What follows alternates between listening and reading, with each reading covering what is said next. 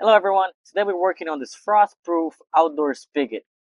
Last fall I had a chance to install this right here in front of the garage. And just recently I tried to use it and I noticed it has burst. I saw a lot of water coming into the garage from under the wall. Then quickly I shut the water off and I pulled out the spigot to see what's going on. After I removed the spigot, I noticed that it had burst right towards the end. And the problem is, because I left the hose connected to the sprinkler, that filled up with water and caused the sprinkler to burst on the winter months.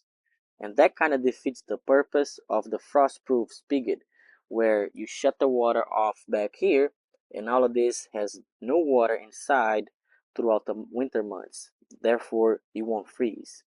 Now, if you do what I did, right, there you left the water hose connected, so that's filled with water, and I even have a sprayer connected to the garden hose, which means the water is not going to go anywhere. So this is full of water, and on the winter months, this freeze up and cause the burst. Now, this is completely my fault because you should disconnect the garden hose on winter months.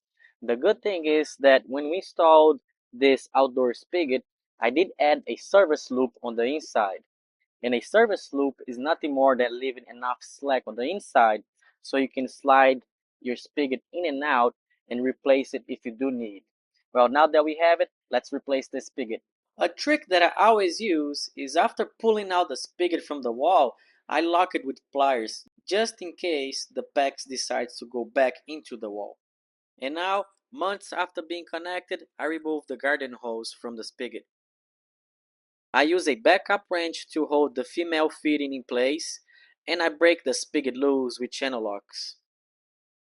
Whenever you're doing any type of replacement with threaded fittings, make sure to clean up the old threaded tape. I grabbed the new spigot and I added my favorite tape, Blue Monster tape. And on top of the tape, I always add Blue Monster sealant, just to make sure we have a leak-proof connection. I threaded the new spigot into the wall and then I hold the fitting with the backup wrench and tighten it with the channel locks.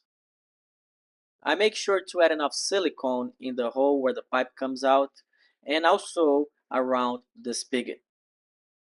Then it's just a matter of screwing the spigot back into the wall. Having a service loop for your outdoor spigot, it's a lifesaver. You never know when these things will burst or need some repair. I hope you guys learned from my mistake. And if you are curious on the parts I used today, check the description below. And if you want to see the video where I installed this outdoor spigot, click right here. I hope you learned something and I'll see you on the next one.